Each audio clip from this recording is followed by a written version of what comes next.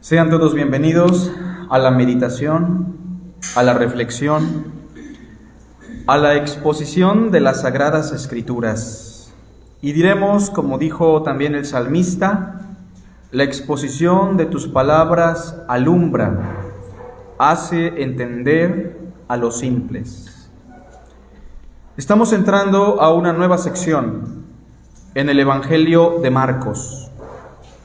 Esta nueva sección abarca los últimos 6 capítulos del Evangelio. Y estamos hablando de la sección que aborda los asuntos de la humillación del Hijo de Dios y de la resurrección del Hijo de Dios. Estamos en el capítulo 11.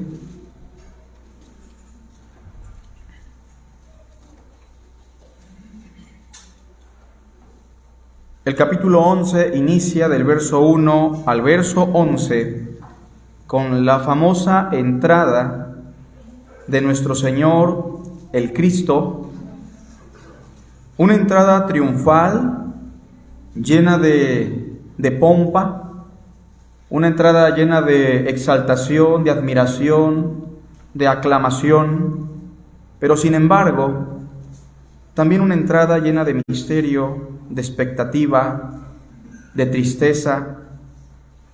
Demos lectura al capítulo 11, verso 1 al verso 11. Cuando se acercaban a Jerusalén, junto a Betfagé y a Betania, frente al monte de los Olivos, Jesús envió 2 de sus discípulos y les dijo: Id a la aldea que está enfrente de vosotros, y luego que entréis en ella, hallaréis un pollino atado, en el cual ningún hombre ha montado. Desatadlo y traedlo. Y si alguien os dijere: ¿por qué hacéis eso?, decid que el Señor lo necesita y que luego lo devolverá. Fueron y hallaron el pollino atado afuera a la puerta, en el recodo del camino, y lo desataron. Y unos de los que estaban allí les dijeron: ¿qué hacéis desatando el pollino? Entonces ellos les dijeron como Jesús había mandado, y los dejaron. Y trajeron el pollino a Jesús, y echaron sobre él sus mantos, y se sentó sobre él. También muchos tendían sus mantos por el camino, y otros cortaban ramas de los árboles y las tendían por el camino.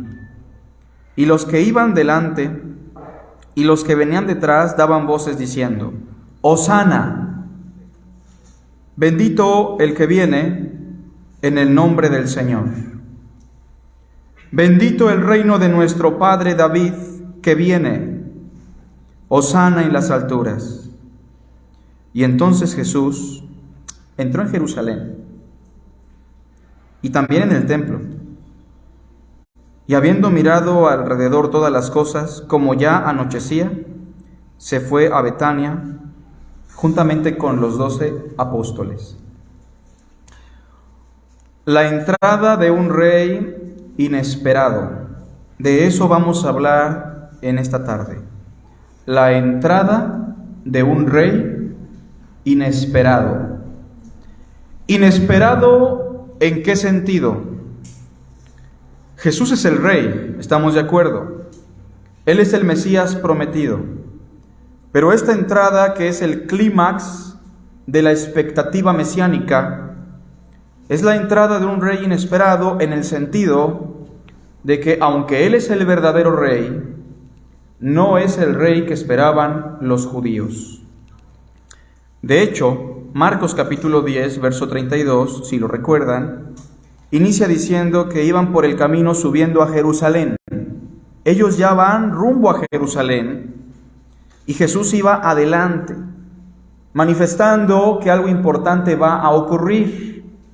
Recordemos que los discípulos se llenan de entusiasmo y a la vez de temor, porque ellos piensan en su falsa expectativa que el Mesías va a ser entronizado como el rey David, que va a reinar a la manera de Salomón o del rey David, que el imperio romano va a ser derrocado y que en ese momento Jerusalén, juntamente con todo Israel, se va a convertir en la acrópolis del mundo.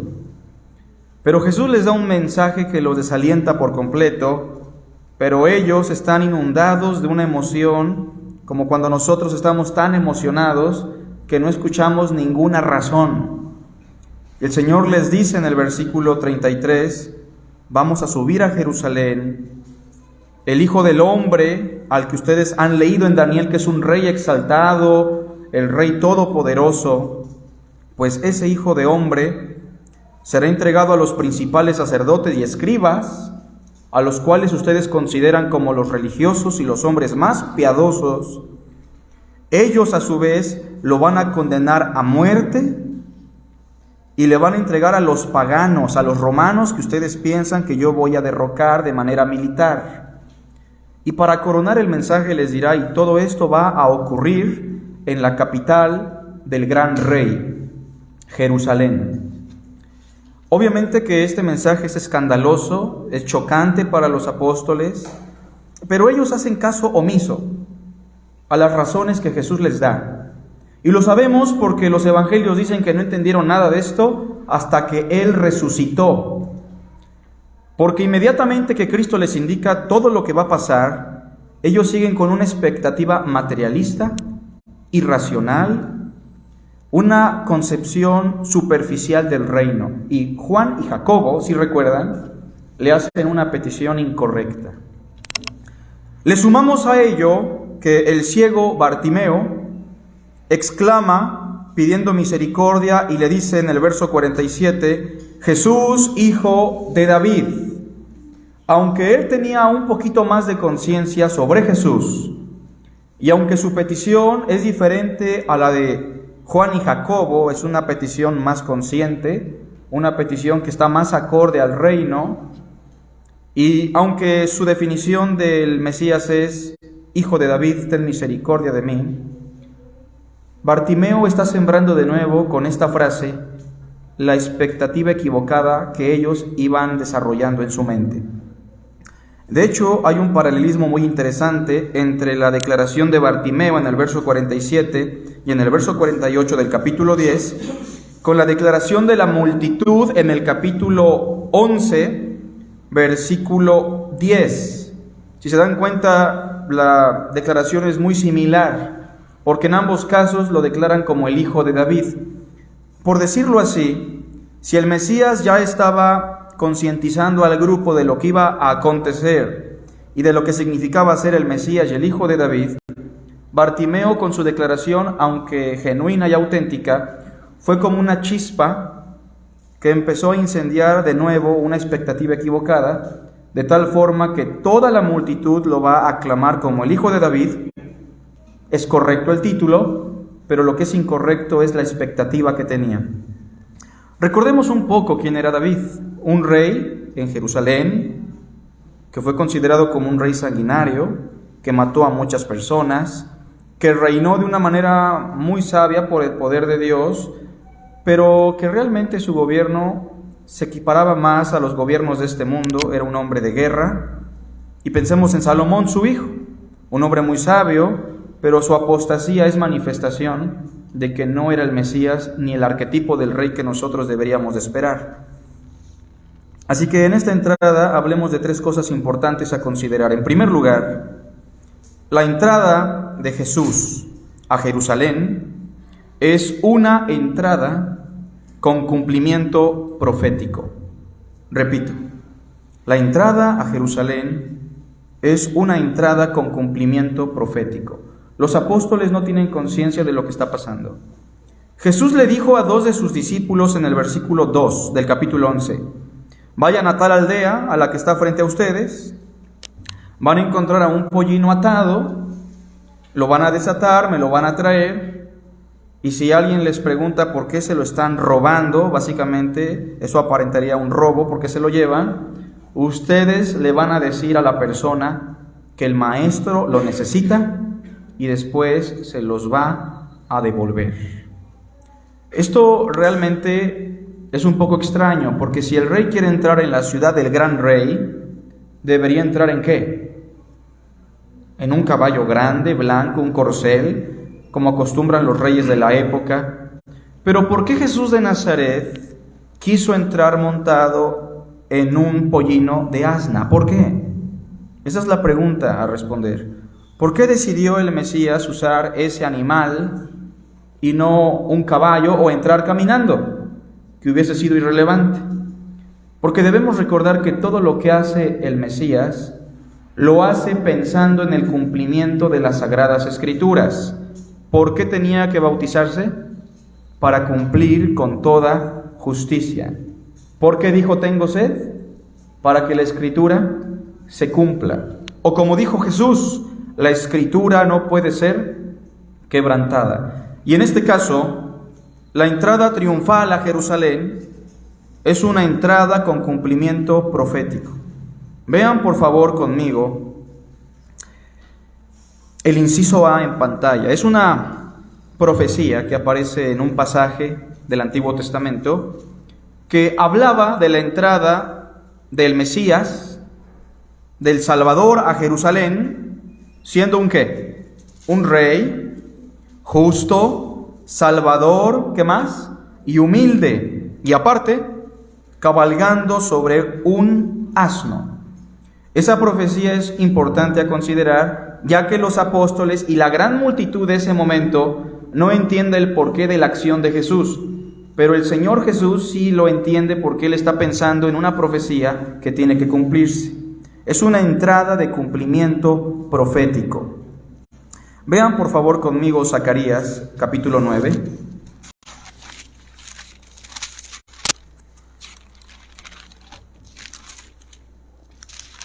Versículo 9 al 10. Pongamos mucha atención en esta profecía. Es importante que todas las profecías del Antiguo Testamento las interpretemos a la luz de la enseñanza del Nuevo Testamento, porque de otra manera tendríamos una distorsión de cuál es su correcta interpretación. En este caso, el evento de la entrada triunfal es la base para poder entender a Zacarías en el capítulo 9, verso 9 y 10. Escuchemos al profeta. Alégrate mucho, hija de Sión. ¿Quién es la hija de Sión? Jerusalén. Da voces de júbilo, hija de Jerusalén. Todos juntos. He aquí tu rey vendrá a ti, justo y salvador, humilde y cabalgando sobre un asno, sobre un pollino, hijo de asna. Los apóstoles de momento no recordaban la profecía, pero vamos a dar a la posibilidad. ¿Cabe la posibilidad de que alguien en toda la multitud hubiese recordado el texto de Zacarías, sí o no? Puede ser que sí. Y por eso es muy probable que no se espantaron todos y que muy adrede le siguieron a Jesús el juego de entrar a Jerusalén con un pollino, con un asno. Porque el verso 10 es lo que realmente le llamaba la atención al pueblo. Pongamos atención al verso 10. Y de Efraín destruiré los carros, y los caballos de Jerusalén y los arcos de guerra serán quebrados.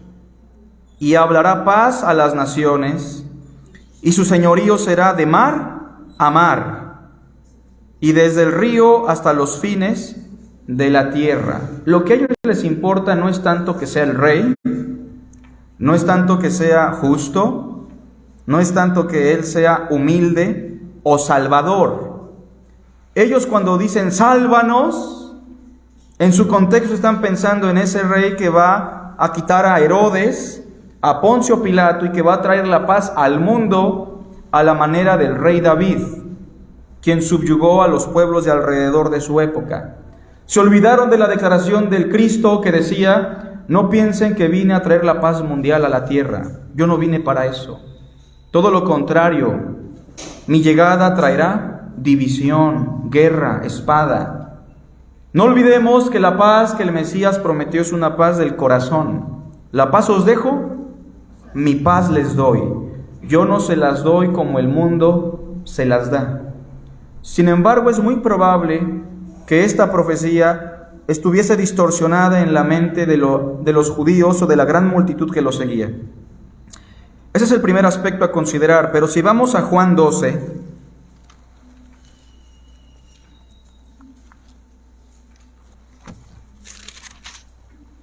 versículo 12, el evangelista Juan nos da una perspectiva interesante de esta entrada, que es una entrada con cumplimiento profético. Juan 12:12, escuchemos con atención. El siguiente día, grandes multitudes que habían venido a la fiesta, al oír que Jesús venía a Jerusalén, tomaron ramas de palmera y salieron a recibirle y clamaban, Hosana, que en el arameo y en el hebreo puede significar sálvanos.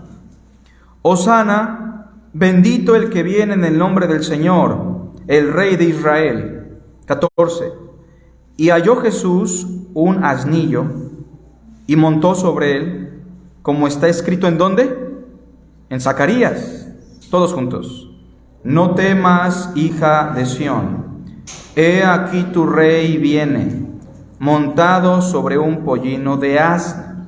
O sea, pero esta gran multitud que lo aclama como el rey, va a ser la misma multitud que días después va a gritar, crucifíquenlo y suelten a Barrabás.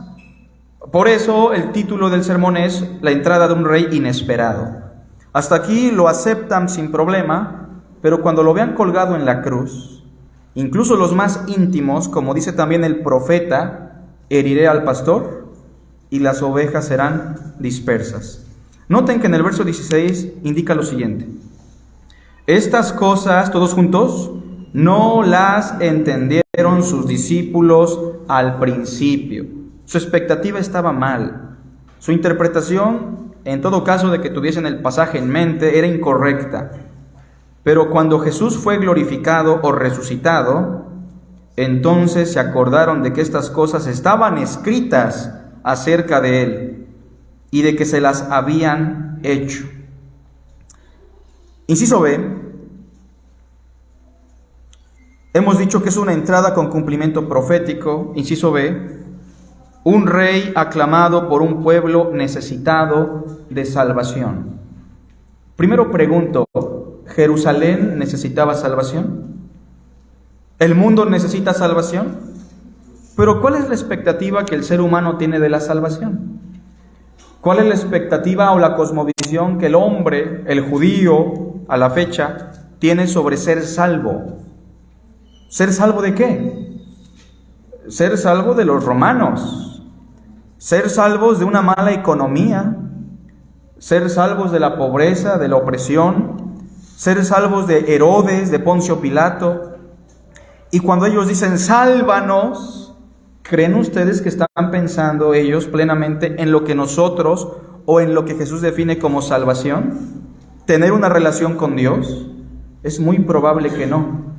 Es muy probable que esta expresión de sálvanos sea una expresión con una expectativa equivocada. Pero es una profecía que aparece en el Salmo 118. Por favor.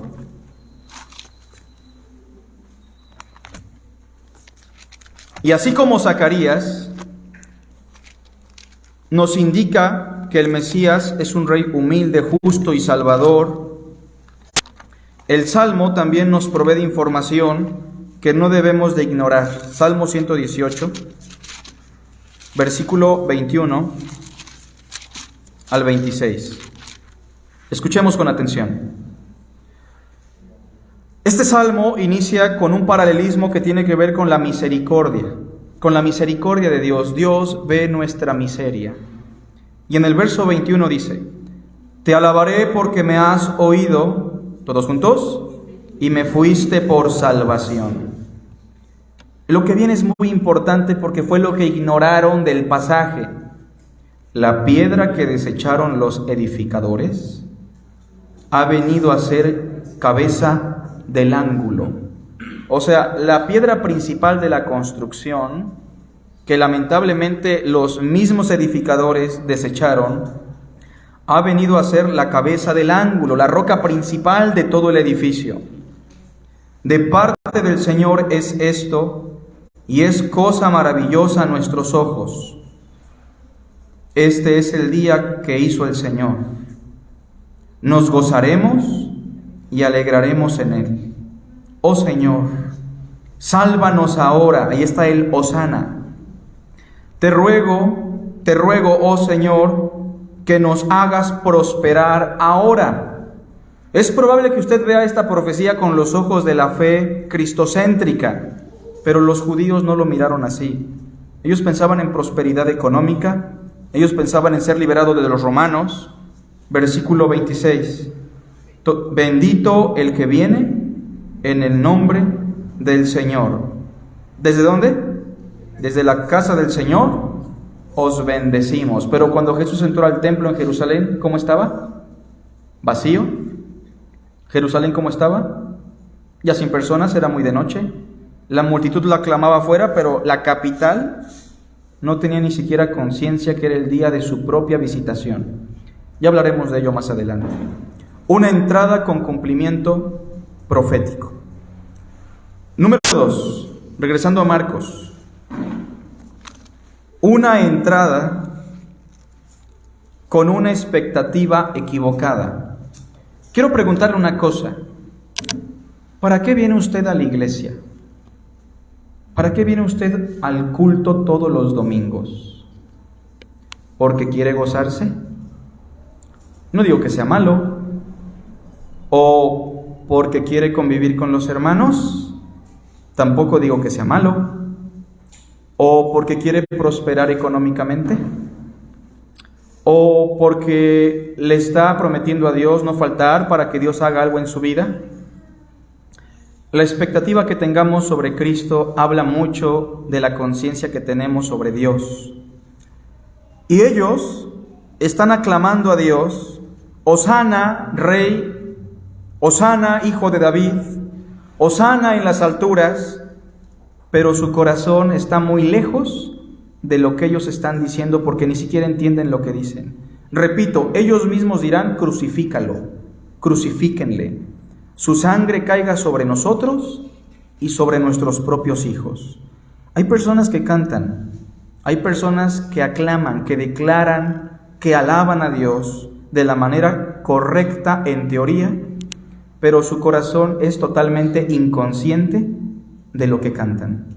O como dirá Felipe al eunuco: ¿pero entiendes lo que lees? También diríamos: ¿entiendes lo que dices cuando cantas, cuando alabas, cuando aclamas a Dios? Notemos lo que dice el capítulo 11, versículo 9. ¿Lo tenemos todos? Dice así: y los que iban delante y los que venían detrás daban voces diciendo: Hosana, sálvanos. Bendito el que viene en el nombre del Señor. Bendito el reino de nuestro padre David que viene. Hosana en las alturas. Quiero explicar algunas cosas importantes aquí. Siglos atrás hubo un rey llamado David. ¿Todos lo conocen? Y entre las virtudes de David encontramos también algunas dificultades, como el adulterio que cometió ¿con quién? Con Betsabé. Dios lo perdonó, pero eso le acarreó muchos problemas al rey David. Las consecuencias quedaron. Y uno de sus hijos, llamado Amnón, si lo recuerdan, estaba enamorado de su media hermana llamada Tamar. Y muy a la fuerza abusó de ella, la violó. Pero Tamar tenía un hermano llamado Absalón. Y Absalón le dijo a su padre el rey: Amnón hizo esto, esperando que su padre reaccionara como un hijo desesperado, que espera que la cabeza de familia reaccione. Y su padre se enojó muy feo. David estuvo indignado, pero adivinen qué hizo. No hizo nada. Entonces Absalón, de su propia voluntad, hizo una fiesta. ¿Sí recuerdan? Absalón hizo una fiesta. Invitó a todos sus hermanos, entre los cuales invitó también a Amnón. ¿Y después qué hizo? lo mató. El corazón de Absalón se empezó a llenar de amargura, de odio en contra de su padre, al punto que cuando venían a Jerusalén a pedirle consejo al rey, Absalón se adelantaba y les decía: ¿vas a pedirle consejo a mi papá? Sí. Híjole, a ver si te escucha, ¿eh? ¿Cómo quisiera yo ser rey para ayudarlos a todos ustedes que están muy necesitados? Empezó a aplicar una estrategia política. El punto es que Absalón ganó mucha gente y dio un golpe de estado fuerte. Y cuando se le dice a David: tu hijo viene con una gran multitud y nos va a matar a todos, David dice: hay que huir de Jerusalén. Ahora yo quiero preguntarles, ¿creen ustedes que realmente un joven llamado Absalón iba a poder derrocar a un hombre de guerra llamado David? Realmente no. Pero su padre lo amaba y no quiso poner en riesgo a Absalón. Y noten la historia, eso lo pueden encontrar en segundo libro de Samuel, capítulo 15. Él huye descalzo, con sus vestiduras rasgadas, y va subiendo la cuesta del monte de los olivos. O sea, él es expulsado como rey de la capital de Jerusalén. Va subiendo la cuesta del monte de los olivos, con una gran multitud que no va aclamándolo, sino que va lamentando. Y cuando él va en esa cuesta, se le aparece un joven que lo maldice y que le dice: qué bueno que te pasa eso porque eres un hombre sanguinario. Entonces uno de sus generales, que se llamaba Abisai, hijo de Sarbia, ¿se acuerdan qué dijo? ¿Quién es este perro muerto para maldecir a mi señor? Y lo quería matar, pero David, ¿qué le dijo? Deja, porque el Señor se lo ha permitido. Es decir, pareciera que hay una antítesis. De hecho, es una antítesis. El rey David sale de Jerusalén por la misma ruta por la cual el rey Jesús entra a Jerusalén en la entrada que estamos estudiando. Uno sale siendo aclamado por el pueblo y otro sale con un pueblo lamentando. Uno entra y es bendecido por algunos, mientras que el otro sale de Jerusalén y es maldecido por algunas personas. El punto es que esta historia de David muy probablemente fue lo que produjo en la mentalidad de esta multitud decir: bendito el reino de nuestro padre David, que ahora viene. Que así como fue expulsado de Jerusalén, su reino ahora llega, pero en su hijo el Mesías. Inciso A: ellos esperaban sin duda alguna un reino a la manera del rey David. Si usted espera que Cristo reine su vida prosperándole económicamente, provocando que usted nunca se enferme, liberándolo de los espíritus, de la pobreza, de la enfermedad y de toda cuanta fantasía que se está formulando hoy, está equivocado. Porque el reino de Cristo no es así. El reino de Cristo es un reino de amor, de misericordia, pero que implica también llevar un yugo. Ellos esperaban un reino a la manera del reino de David. Inciso B, y ya lo hemos dicho, un reino de salvación de los pueblos enemigos. Y pongamos mucha atención en la parte final, hermanos. Versículo 10. Y esta es la parte más importante. Bendito el reino de nuestro padre David que viene. Hosana en las alturas. Y entró Jesús en Jerusalén. ¿Qué esperaría usted en Jerusalén?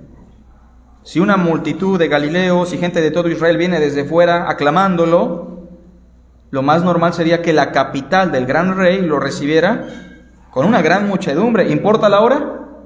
No importa. Pero entró en Jerusalén y en el templo.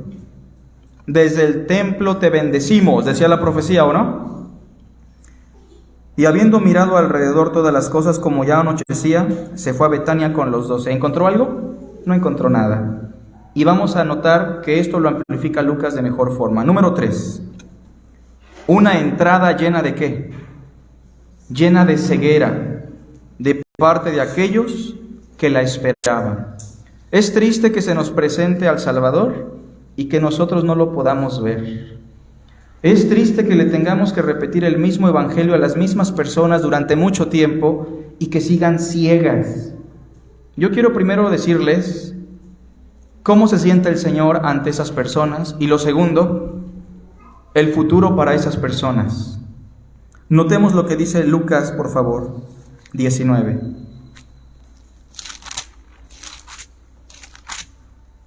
Aquí hay padres, hijos, madres, hermanos, tíos, que sufren al igual que el Señor. Cuando ven a su familiar, cuando ven a su hijita, su hijito, su padre, su madre, llenos de ceguera, aun cuando el Salvador se les presenta constantemente frente a ellos para que lo reciban, para que lo aclamen, para que lo salve. Pero también la tristeza no solo por ello, sino por el futuro que viene para aquellos que pueden cantar, sálvanos, Rey de Israel, pero no tienen conciencia. Hay una ceguera total de quién es Jesús de Nazaret. Lucas capítulo 19, versículo 37.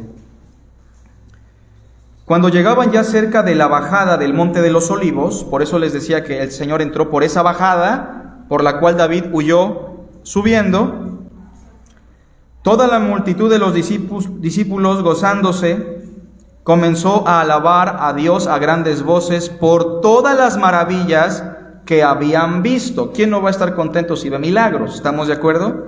¿Y qué decían? Bendito el Rey que viene en el nombre del Señor. Paz en el cielo y gloria en las alturas. Entonces algunos de los fariseos de entre la multitud le dijeron: Maestro, reprende a tus discípulos. Están diciendo algo grave. Están diciendo que tú eres el Mesías, que tú eres el Rey. ¿Se entiende la inconsciencia? Él respondiendo les dijo: Os digo que si estos callaran, ¿qué dice? Las piedras clamarían. Y cuando llegó cerca de la ciudad, aquí nos va a decir lo que no dice Marcos. Al verla, ¿qué hizo? Lloró sobre ella, diciendo: Oh, si también tú conocieses, a lo menos en este tu día, lo que es para tu paz, mas ahora está encubierto de tus ojos. Porque vendrán días sobre ti, cuando tus enemigos te rodearán con vallado y te sitiarán, y por todas partes te estrecharán, y te derribarán a tierra y a tus hijos dentro de ti, y no dejarán en ti piedra sobre piedra, todos juntos, por cuanto no conociste el tiempo de tu visitación. Aquí hay personas que muy probablemente no conocen al Señor, que han sido iluminados, que han gustado de la buena palabra de Dios, que han sido participantes del Espíritu Santo en el sentido de que el Espíritu constantemente los quiere convencer, que han sido testigos de los poderes del siglo venidero y que sin embargo lo que les espera es una horrenda expectación de juicio en un futuro. El que violaba la ley de Moisés por el testimonio de 2 o 3 testigos muere de manera irremisible. ¿Cuánto más aquel que pisoteare al Hijo de Dios, o sea, que lo rechace, y tuviere por inmunda la sangre del pacto en la cual el Cristo fue santificado, y oponga resistencia al Espíritu de gracia? Oh duros de cerviz e incircuncisos de corazón, dijo Esteban, ustedes siempre resisten al Espíritu, como lo hicieron también vuestros padres. Hoy le digo a tal persona, sea quien sea, no se resista a Cristo. Cristo no está enojado. Cristo no quiere destruir a nadie. El Señor, cuando ve a una persona ciega, y no porque no haya escuchado, sino porque escucha, es testigo, forma parte de la experiencia, pero no ve nada, el texto dice que el Señor llora con mucho dolor.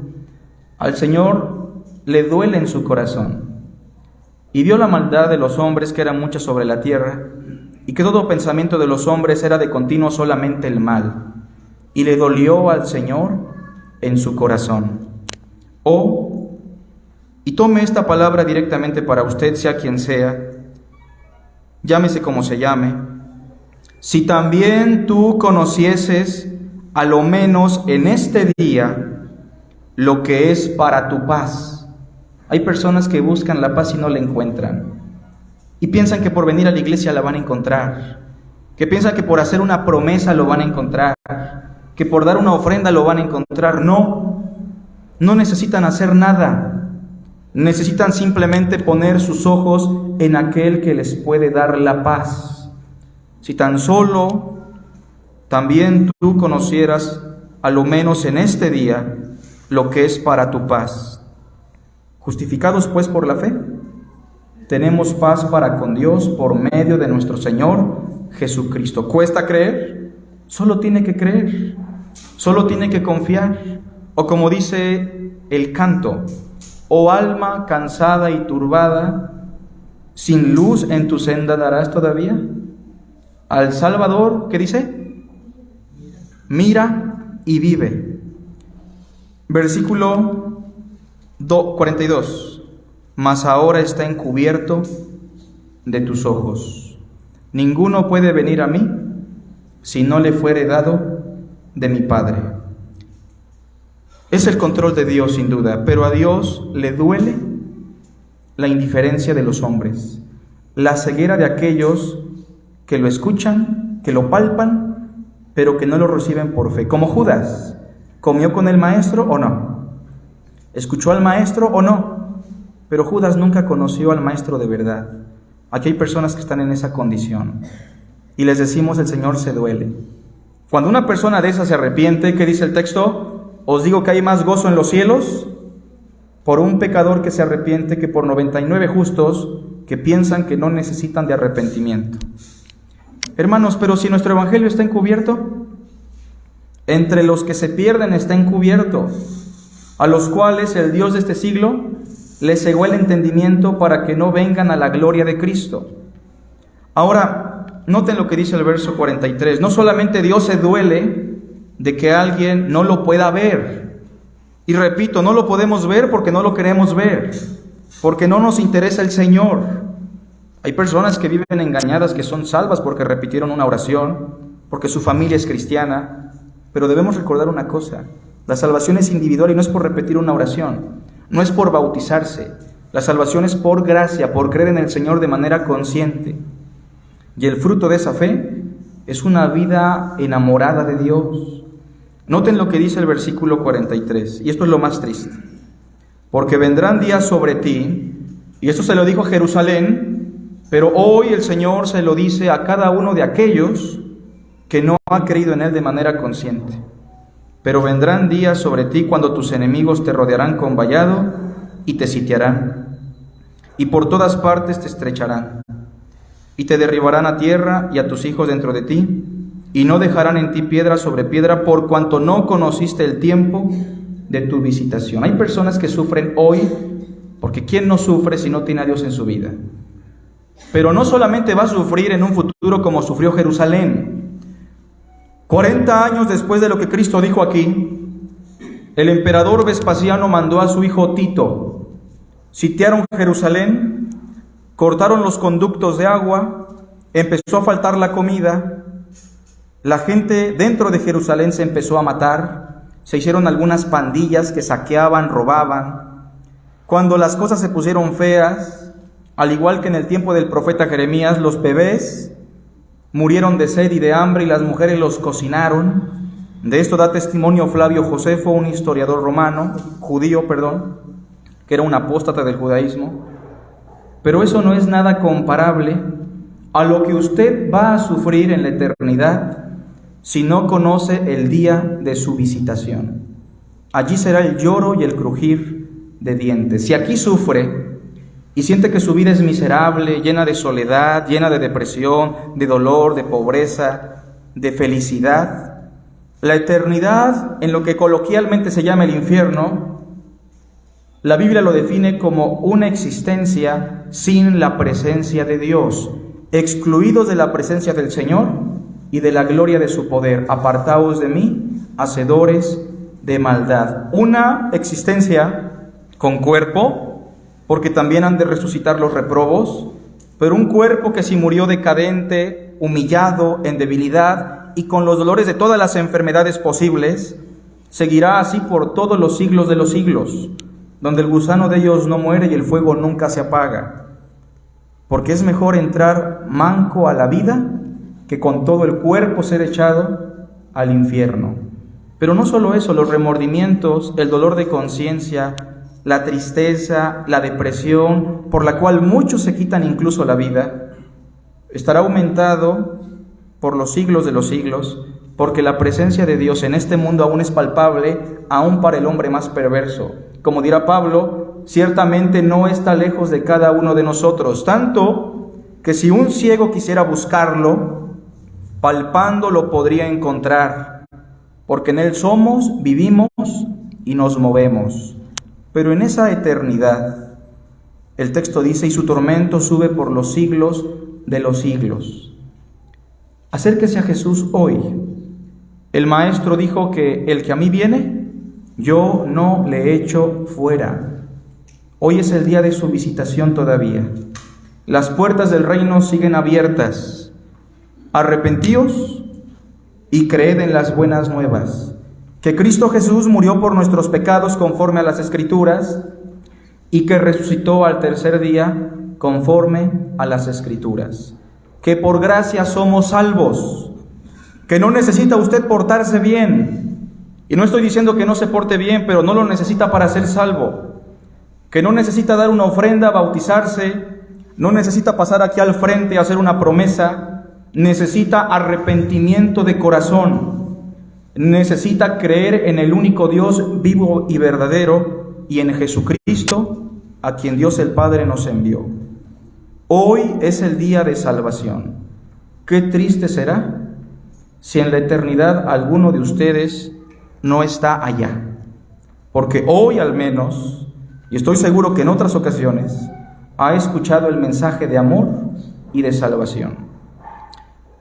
Una entrada llena de ceguera de parte de aquellos que la esperaban. Pero lo que se escribió, para nuestra enseñanza se escribió, para que por la consolación de las Escrituras recibamos esperanza. Entre tanto que hay vida, entre tanto que su corazón sigue latiendo, yo le puedo asegurar, Dios aún se interesa en usted. No importa qué tan menospreciable sea usted, cuáles sean sus pecados, la gracia de Dios es más grande que cualquier pecado. Así que acuda a Jesús. El carpintero de Nazaret es el Rey de Israel, el Hijo de Dios, el Eterno que se hizo carne, vivió, murió, resucitó, está a la diestra del Padre, pero regresará por segunda vez para juzgar a vivos y a muertos. Y usted puede escuchar la voz del Mesías diciéndole en ese día, venid benditos de mi Padre, y heredad el reino preparado para vosotros desde la fundación del mundo. O usted puede escuchar la voz del Mesías también, respetando la decisión que usted tomó en vida, apartaos de mí, como ustedes lo decidieron, malditos, al fuego eterno preparado para el diablo y sus ángeles, por cuanto no recibieron el conocimiento de la verdad. Sí lo escucharon, pero no lo experimentaron en su interior. Hagamos una oración. Tengamos dolor por los perdidos y tengamos terror si aún no hemos acudido a Jesús de Nazaret. Pero si hemos creído en Él, no tengamos nada de temor, porque no nos ha puesto el Señor para ira, sino para alcanzar salvación. Oremos. Te damos las gracias, Padre, por tu hermosa palabra, porque ella es la que tiene el poder. Produce en nosotros una conciencia plena de quién eres tú. Te pido por aquellos que están aquí y que tal vez no han creído en tu palabra, Señor, que tu Santo Espíritu los convenza, los transforme y también permítenos tener un corazón identificado con los perdidos como el de Jesús, quien llora por una Jerusalén llena de ceguera que no conoció el día de su visitación. Te ruego, Padre, como pastor de esta iglesia, que no permitas que ninguna persona de las que tú me has dado para pastorear se pierda en la eternidad, Señor. Y te ruego por los que constantemente asisten como simpatizantes, para que lleguen a una verdadera regeneración del alma. Despídenos en paz, Señor. Ponemos lo que resta de este culto en el nombre de Jesús. Amén.